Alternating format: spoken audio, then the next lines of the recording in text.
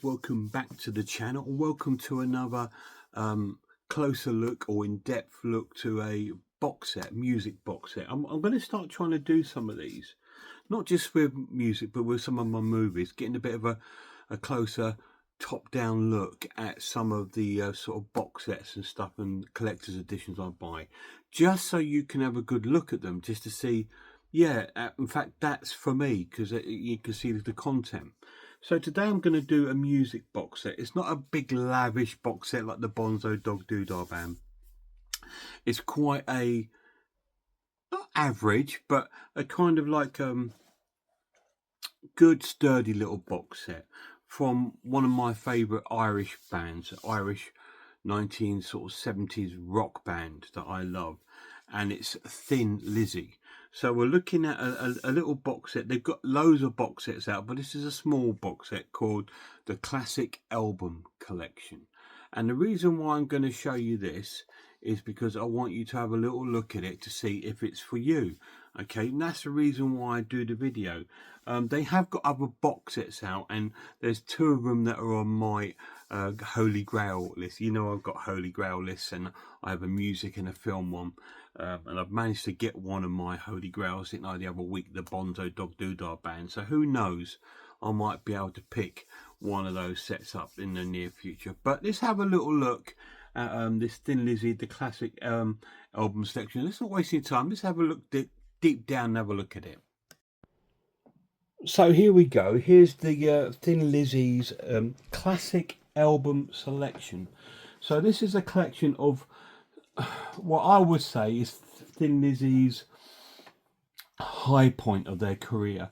There are albums before this and there are albums after this, and of course there's also some solo albums available of Phil Lynott, and obviously there's albums with some of the other members, Gary Moore, Midge Ure, Snowy White and everybody. So it's a nice little set, this one. As you can see, I'm trying to show you all the angles of it there. And the back goes through the contents of the albums that are in this set. So we're going to take them out. And let me just organise them first before we have a good look at them. I'm going to organise them in, because I am pretty rubbish at putting things back in the way they should be. So I'm going to organise them in the right order for you, so you can see them as they are meant to be in the box. Okay, so here we go. There we are. So that's the albums there in the right order as they are in the box. So we'll have a little look at each one. We'll move that out of the way. The first one is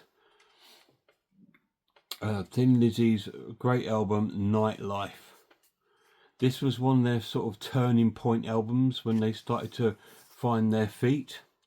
It's a cool little thing. Unfortunately, they don't come with the books. That's the only thing I would say was negative about the set, is that it doesn't come with the book. So as you can see, but it's quite a unique little case there. As you can see, I quite like the logo. And here we have the track listings. We will go through the track listings on the albums with you. This is a 10-track album, I believe. And this one includes the tracks She Knows, Nightlife, In Only Money, It's Only Money even, Still in Love with You, which was a single, I believe. Frankie Carroll, Showdown, which I think was also could have been a single. Banshee, Philomena, Shalala, and Dear Heart. And they are the tracks that are on the album of Nightlife. Next up is Fighting, which is one of my favourite albums of Thin Lizzy, to be honest. I think it's a really good album. A nice picture of them. Again, like I said, unfortunately, there is some negatives about the set, like it doesn't contain like any sort of like booklet with it, and it doesn't contain any sort of like booklet in the CDs. You just pretty much get the albums as they are, but they are remastered. This was a 2012 release, I believe, this box set, so it is remastered. The tracks you get on Fighting are Rosalie, For Those About to Live, Suicide, Wild One, which I love, Fighting My Way Back, which I love, King's Vengeance is a really good track, Spirit Slips Away, Silver Dollar, Freedom Song, and The Ballad of a Hard Man. So that is the track listing for Fighting. Next up is Bad Reputation, which is a lot of people's favourite Thin Lizzy album. I really like it too. I think it's a really cool album. Really, really cool.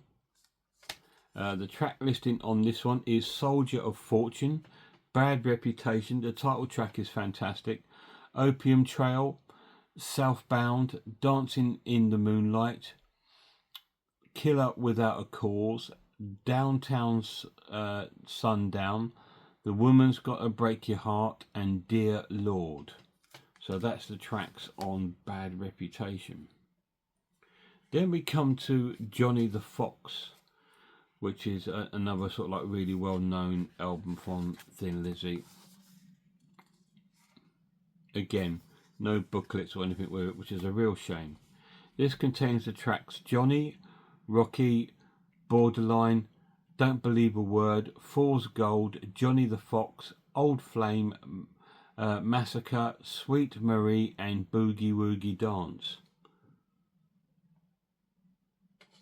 So that's really cool. And don't forget, all these are all remastered. Next up is their probably most famous album, which is Jailbreak, which is really cool. Great album. It does have a little bit of write up there about the album there, and that's quite nice. I would have rather they all had that on each disc rather than they haven't got the booklet. It does have the original back picture there. This contains the tracks Jailbreak, Angel from the Coast, Running Back, Romeo and the Lonely Girl, Warriors, The Boys Are Back in Town, Fight or Fail or Fall, Cowboy Song, which is probably my favourite track on the album, and Emerald. So they're the tracks on Jailbreak. And last but not least, another great album, Black Rose. Really, really cool album, this one. And again, this time it looks like it has a bit of discussion about some of the songs that are on there that are influenced by some poems. And the tracks on this one are Do Anything You Want To, Toughest Street in Town, S&M, Waiting for an Alibi, Sarah, Got to Give Up, Get Out of Here, With Love, and it's got Rosalind Dubai, Black Rose, a rock legend. And those are the tracks that, look at Gary Moore there, they are the tracks on that album. So they are all the albums that come in this box set, which is a really nice box set. Like but it just lacks some things. But unfortunately, it's the only Thin Lizzy box set I have. But I quite like it, like I said, because it covers them in their career when they were at their sort of like utmost best. So that is a close look at Thin Lizzy's classic album selection box set. So there we go, that's a look at that Thin Lizzy box set. Got the little lad sat there behind us, beautiful boy. Yeah, it's a nice little set, and it's great to have a lot of classic albums in one sort of like go, you know. But there are better Thin Lizzy box sets out there, but they're quite expensive. The ones I'd really like to get would be Live and Dangerous, the 8 CD one. Now I've got the deluxe edition, which has got a 2-disc of it and a DVD of the show. That's the only one I've got, but there is an 8-disc version available, which would be really nice. And also there's another box set called Rock Legends, which I'd really like, which has a lot of their main songs on it, but a lot of unreleased and rare stuff and some live stuff, which is really cool.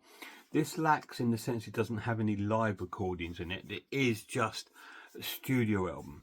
They should have written that on there, classic studio album, because they could have completed this off by putting in Live and Dangerous, which would have been really cool, or the Live 1976 album, which would have been very nice. But it is just a classic album selection. That's the hint in the name. It's not complete. It's just a selection of their core albums, of their sort of like when they were really sort of popular and becoming quite big. Great tracks on them, really cool. These are all been remastered with great sound quality, really cool. A great little set. If you're only going to get one Thin Lizzy box set, I'd recommend this one.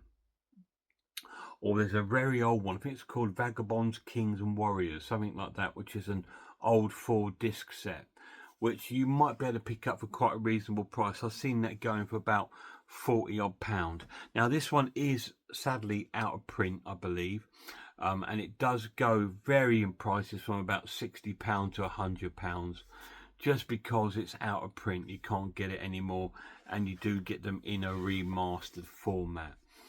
But the negatives about the set is there's no booklets for the CDs. Like I said, you pretty much just get like the CD in a cardboard cutout sort of sleeve, which is cool, but they could have had that opening there where you get the box set with maybe the lyrics and stuff about the recording, about the remasters. There's absolutely no information. There's not even a little booklet in there that goes with it, with the information about the transfers. All the information is just a tiny bit of writing on there, but that is it. That's the only sort of real negative about the box set. But I do recommend getting it if you can pick it up at a reasonable price. If you want to get some Thin Lizzy albums into your collection, this is a quick way to get the core sort of albums, because the first album and that is a hit and miss. I like it, but a lot of people don't. It's a lot more sort of experimental sort of album. This is when they went to their sort of their almost like heavy rock stage, if you like, if you will, or if you like the pub rock kind of bands. And these were such a good band. They were sort of, to me, they were up there with bands like Queen, Status Quo. I will be doing a Quo boxing soon. Stuff like that. They were really cool sort of band like that, because they're a good crossover, because people that like hard rock liked Thin Lizzy. People that like chart music also liked Thin Lizzy because of some of the singles. The Boys Are Back in Town, Waiting for an Alibi, Dancing in the Moonlight, So in Love with You, stuff like that. And that they had that sort of way about them that they could sort of like break down the barriers between both. And I think it was just down to Phil Lynott, because his vocals were different to the other sort of hard rock. Back in those days, the hard rocks were quite high pitched. If you think of things like Led Zeppelin, Deep Purple, and bands like that, their vocalists were quite high pitched, and his was more sort of laid back and not so, and more melodic was probably the word. And I think that's what made them quite acceptable, and obviously great musicians. Phil was a fantastic bass player. I was lucky enough to go to Dublin and sort of see his statue, which was really cool. I loved that because that was so cool. Anyway, guys, just a shorter one today, and that was a quick in-depth look at Thin Lizzy's classic album selection.